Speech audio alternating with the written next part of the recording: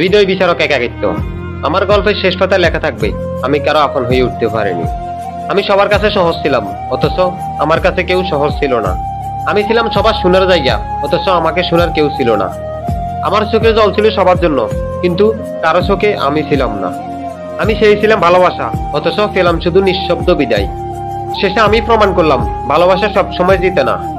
আবেগের মায়া থেকে যত দূরে থাকা যায়, তত জীবন সুন্দর। মানুষত্বের মৃত্যু। আজকাল মানুষের ভিড়ে মানুষ খুঁজে পাওয়া যায় না।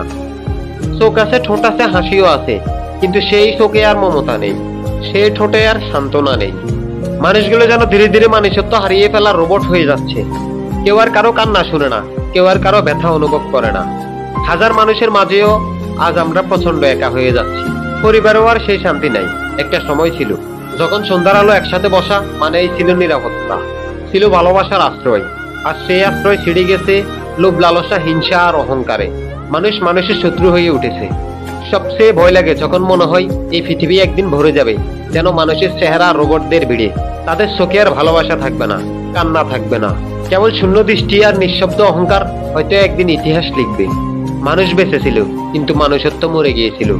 তিনি সব বুঝেন, তিনি আমার রব। অবিলম্বে ফিরে যাও তারই নিকট।